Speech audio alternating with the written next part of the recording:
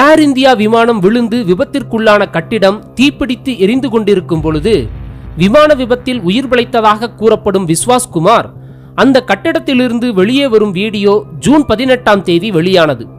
இந்த வீடியோவை பார்த்த பலரும் விமானம் தீப்பிடித்து எரிந்து கொண்டிருக்கும் பொழுது இவர் மட்டும் எப்படி சாவகாசமாக நடந்து வருகிறார் என கேள்வி எழுப்பினர்.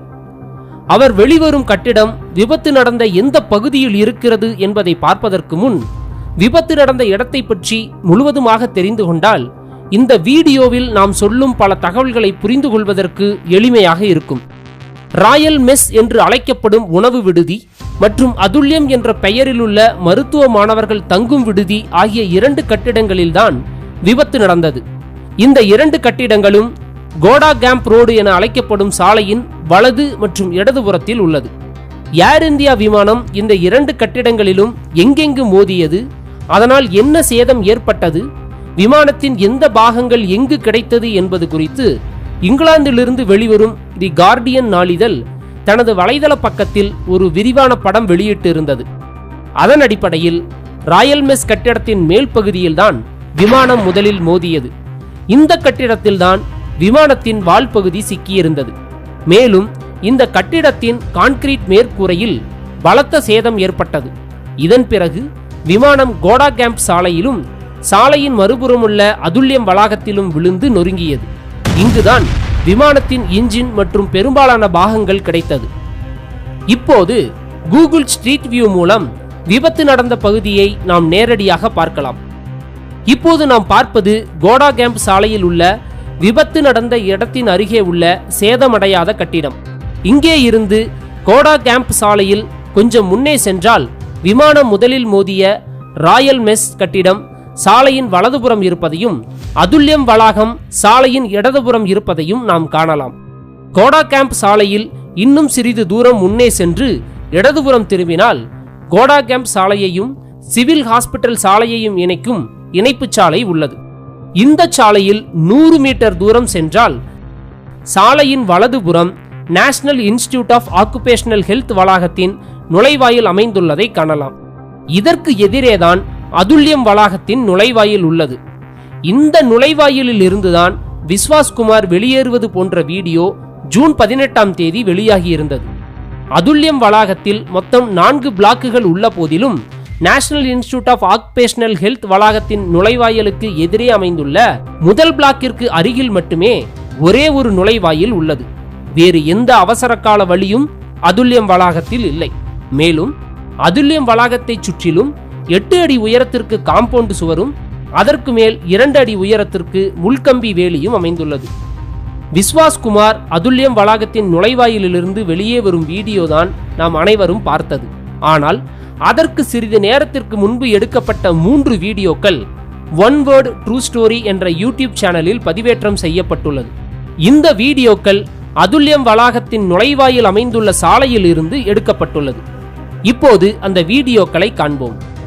முதல் வீடியோ விமானம் விழுந்த சில நிமிடங்களுக்குள் எடுக்கப்பட்டுள்ளது. இதில் ஒரு கல்லூரி பேருந்து, XUV 500, ஒரு ஆட்டோ ஆகியவை அதுல்யம் வளாகத்தின் மதில் சுவரை ஒட்டி நிறுத்தப்பட்டு இருப்பதை காணலாம். XUV 500 உரிமையாளர் தீ விபத்திலிருந்து தனது வாகனத்தை பாதுகாக்க அங்கிருந்து எடுத்துச் செல்வதையும் அதன் அருகில் ஒரு வயதான பெண் ஓடி வருவதையும் காணலாம். இரண்டாவது வீடியோ முதல் வீடியோ எடுக்கப்பட்ட சில நொடிகளுக்குள் எடுக்கப்பட்டுள்ளது. இதில் XUV 500 ஜீப் இருக்காது.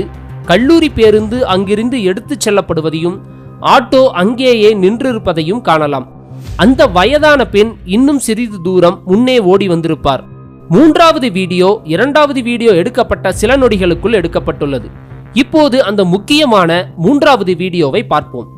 இந்த வீடியோவில் முதல் வீடியோவில் இருந்த XUV 500, கல்லூரி பேருந்து ஆகியவை எடுத்துச் செல்லப்பட்டிருக்க ஆட்டோ மட்டுமே நின்றிருப்பதை காணலாம். இப்போது அதுல்யம் வளாகத்தின் நுழைவாயிலுக்கு எதிரே உள்ள National Institute of Occupational Health வளாகத்தின் நுழைவாயில் அருகே நின்றிருந்த ஒரு நபர் சாலையை கடந்து தீப்பற்றி எரிந்து கொண்டிருக்கும் அதுல்யம் வளாகத்தின் நுழைவாயிலுக்குள் செல்வதை காணலாம். இந்த நபர் வேறு யாருமல்ல, விமான விபத்திலிருந்து தப்பித்ததாக கூறப்படும் விஸ்வாஸ் குமார் தான். இதை எப்படி அவ்வளவு உறுதியாக சொல்ல முடியும் என்றால், சாலையை கடந்து செல்லும் அந்த நபர் அணிந்திருக்கும் உடையின் வண்ணம், அவரின் உயரம், அவரின் நிறம், நடந்து செல்லும் முறை, கையில் உள்ள செல்போன் ஆகியவற்றின் மூலம் அது விஸ்வாஸ் குமார் தான் என்பதை நாம் உறுதிப்படுத்த முடியும். இந்த 3 வீடியோக்களுக்கு பிறகு எடுக்கப்பட்டதுதான் ஜூன் 18ஆம் தேதி வெளியான விஸ்வாஸ் குமார் அதுல்யம் வளாகத்தின் நுழைவாயிலிருந்து வெளியே வரும் வீடியோ. இந்த வீடியோ நாம் ஏற்கனவே பார்த்த 3 வீடியோக்களுக்கு பிறகு எடுக்கப்பட்டது என்று எப்படி சொல்ல முடியும் என்றால், 3வது வீடியோவில் இருந்த ஆட்டோ இந்த வீடியோவில் இருக்காது. மேலும் பாதி தூரம் ஓடி வந்திருந்த அந்த வயதான பெண்மணி இப்போது வீடியோ எடுக்கும் நபருக்கு மிக அருகில் இருப்பார். ஒருவேளை விமானத்திலிருந்து தப்பித்து வெளியே வந்த விஸ்வாஸ் குமார் தனது அண்ணனை காப்பாற்றுவதற்காக மீண்டும் உள்ளே செல்ல முயன்று முடியாமல் திரும்பி வந்திருக்கலாம். இதில் என்ன அதிர்ச்சி உள்ளது என்று நீங்கள் கேட்கலாம். அப்படி நடப்பதற்கு வாய்ப்பே இல்லை என்று நமது ஆய்வின் மூலம் கிடைத்த தகவல்கள் ஒவ்வொன்றையும் வரிசையாக பார்த்தால் உங்களுக்கு இன்னும் பல உண்மைகள் புலப்படும். முதலாவது, அவர் விமானத்தில் இருந்து எப்படி தப்பித்து வெளியே வந்தார் என்பதை அவரே சொல்வதை கேளுங்கள். How did you manage to escape? Did you pull the emergency doors? No. Emergency door is broken. Yeah.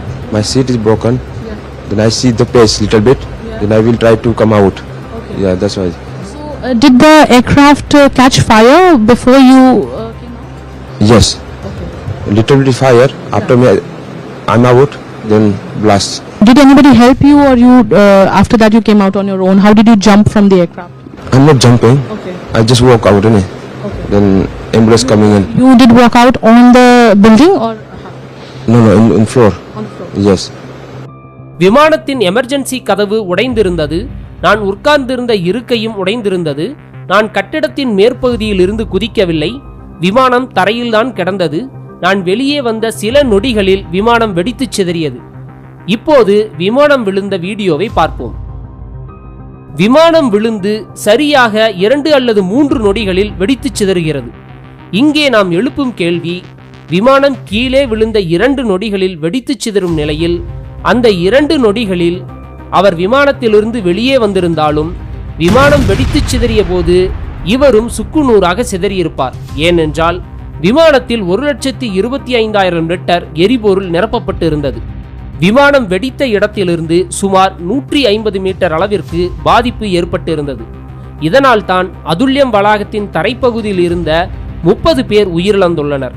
Vishwas Kumar சொல்வது போல் அவர் விமானத்திலிருந்து வெளியே வந்த ஒரு சில நொடிகளில் விமானம் வெடித்தது என்றால் இவர் ஆக்சிடென்ட் ஜோனாக கருதப்படும் 150 மீட்டரை கடந்து சேஃப் ஜோனிற்கு வர விமானம் விழுந்த இடத்திலிருந்து குறைந்தபட்சம் 200 மீட்டர் தூரம் வர வேண்டும்.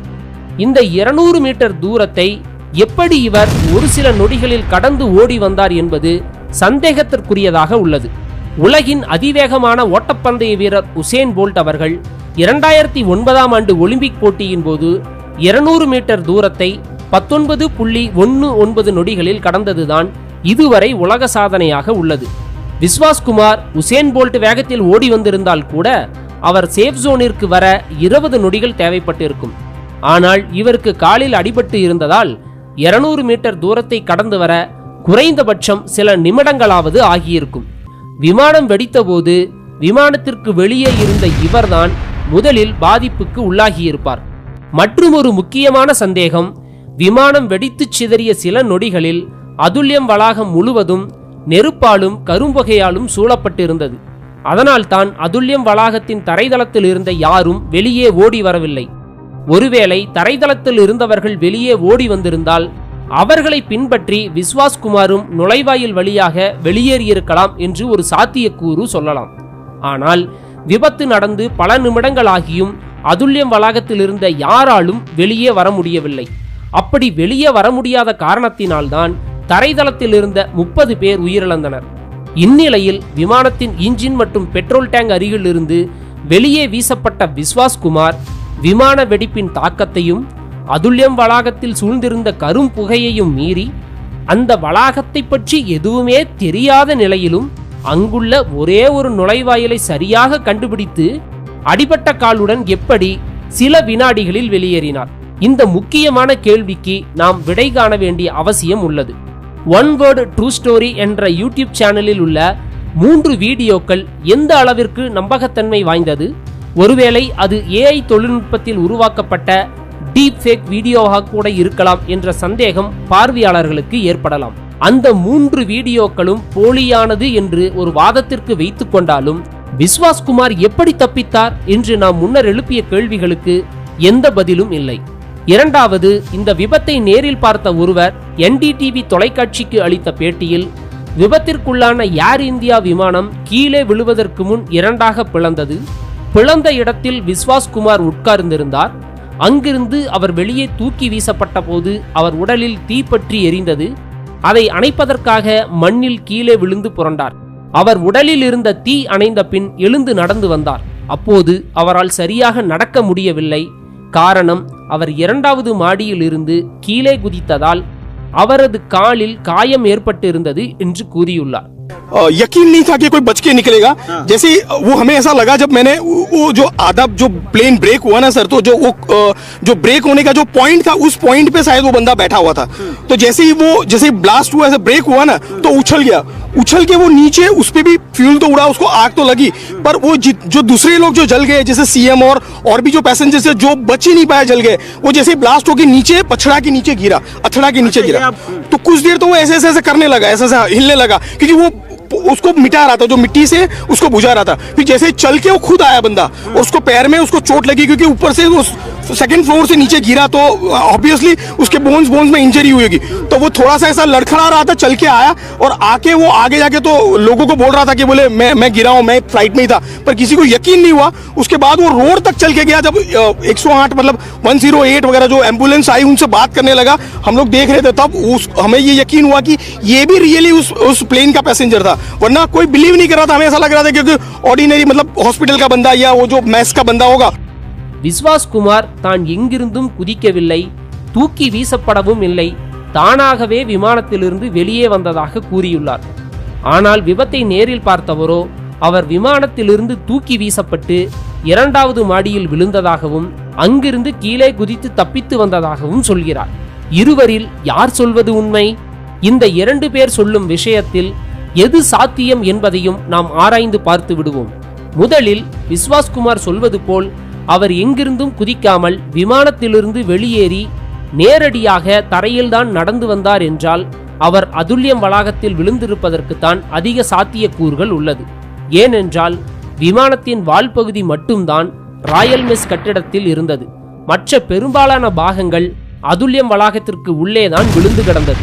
நாம் ஏற்கனவே பார்த்தது போல் அதுல்யம் வளாகத்தை சுற்றிலும் 8 அடி உயர காம்பவுண்ட் சுவரும் 2 அடி உயரத்திற்கு முள்கம்பி வேலியும் உள்ளதால் வெளியே வருவதற்கு ஒரே ஒரு நுழைவாயில் மட்டுமே இருப்பதாலும் அவர் விமானம் விழுந்த இடத்திலிருந்து வெளியே வருவதற்கு குறைந்தபட்சம் சில நிமிடங்களாவது ஆகியிருக்கும்.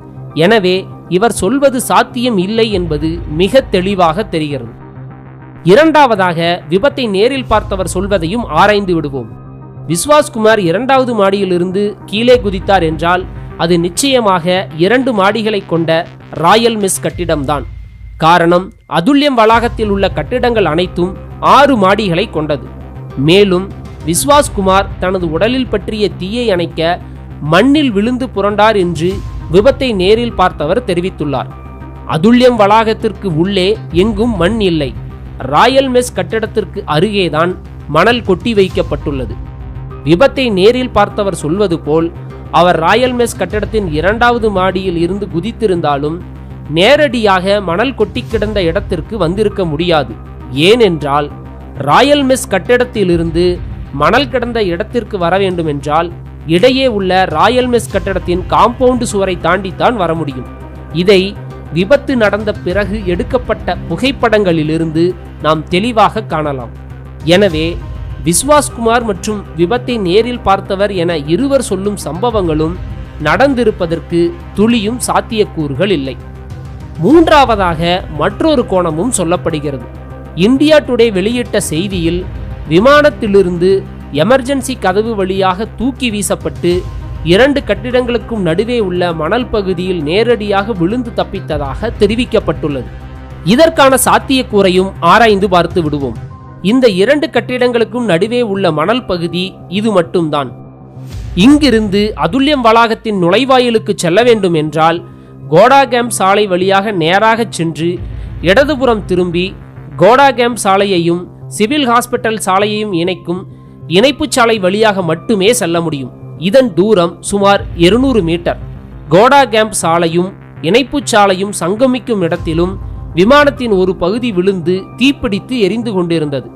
எனவே 2 கட்டிடங்களுக்கும் நடுவே உள்ள மணல் பகுதியிலிருந்து எரிந்து கொண்டிருக்கும் விமானத்தை கடந்து 200 மீட்டர் தூரத்தை ஒரு சில நொடிகளில் அடைந்திருப்பதற்கு நிச்சயம் வாய்ப்பு இல்லை. விஸ்வாஸ் குமாரின் போர்டிங் பாஸ் சமூக வலைதளங்களில் பரவி வருகிறது. அது எந்த சேதமும் ஏற்படாமல் புத்தம் புதிதாக உள்ளதும் சந்தேகத்தை ஏற்படுத்துகிறது. எந்த வகையில் ஆராய்ந்து பார்த்தாலும் விஸ்வாஸ் குமார் விமானத்திலிருந்து விழுந்து தப்பி உயிர் பிழைத்து வந்ததற்கான வாய்ப்புகள் எல்லளவும் இல்லை. அவர் உண்மையிலேயே விமானத்தில் பயணம் செய்தாரா, அந்த போர்டிங் பாஸ் உண்மையானதுதானா என விசாரணை குழுவினர் தீவிர விசாரணை நடத்த வேண்டும். விஸ்வாஸ் குமார் விமானத்தில் பயணம் செய்ததற்கு ஆதாரமாக விமானத்தில் போர்டிங் செய்யப்பட்டவர்களின் பட்டியல் வெளியிடப்பட்டுள்ளது.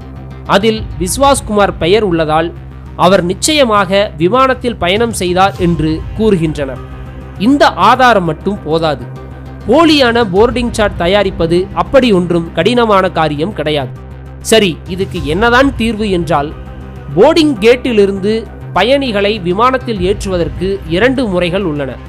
ஒன்று, போர்டிங் கேட்டிலிருந்து விமான நிறுவனத்திற்கு சொந்தமான ஷட்டில் பேருந்துகள் மூலமாக அழைத்துச் சென்று பின்னர் ஏர் ஸ்டார்ஸ் என்னும் படிக்கட்டுகள் வழியாக விமானத்தில் ஏற்றுவது. 2, ஜெட் பிரிட்ஜ் அல்லது ஏர் பிரிட்ஜ் என்று அழைக்கப்படும் போர்டிங் கேட்டையும் விமானத்தையும் இணைக்கும் பாலம் மூலமாக நேரடியாக விமானத்திற்குள் அழைத்துச் செல்வது. சர்வதேச விமானங்களில் பயணிகளை அழைத்துச் செல்ல பெரும்பாலும் ஏர் பிரிட்ஜ் முறையே பயன்படுத்தப்படும். இந்த ஏர் பிரிட்ஜில் பயணிகளை கண்காணிக்க சிசிடிவி கேமராக்கள் பொருத்தப்பட்டிருக்கும். ஒருவேளை பயணிகள் ஷட்டில் பேருந்தில் அழைத்துச் செல்லப்பட்டிருந்தாலும் அந்த பேருந்திலும் சிசிடிவி கேமரா பொருத்தப்பட்டிருக்கும். எனவே விஸ்வாஸ் குமார் போர்டிங் கேட்டிலிருந்து விமானத்தில் ஏறும் சிசிடிவி காட்சிகள் வெளிவந்தால் மட்டுமே உண்மை வெளிச்சத்திற்கு வர வாய்ப்புள்ளது. இறுதியாக நாம் சொல்ல வருவது, விஸ்வாஸ் குமார் உண்மையில் அந்த விமானத்தில் பயணம் செய்தாரா? அவரது போர்டிங் பாஸ் உண்மையானதா? விமானம் வெடித்ததற்கும் அவர் தப்பித்ததற்கும் உள்ள நேர இடைவெளி, விபத்து நடந்த இடத்தின் புவியியல் அமைப்பு, வீடியோ ஆதாரங்கள் என அனைத்தும் விஸ்வாஸ் குமாரின் கதைக்கு முரணாக உள்ளன. இவை வெறும் கட்டுக்கதைகள் அல்ல, நியாயமான கேள்விகள். அவை தீவிர விசாரணைக்கு உட்படுத்தப்பட வேண்டும். அதுவரை விஸ்வாஸ் குமார் உயிர் தப்பிய நிகழ்வு ஒரு அதிசயமாக அல்லாமல் ஒரு மர்மமாகவே நீடிக்கும்.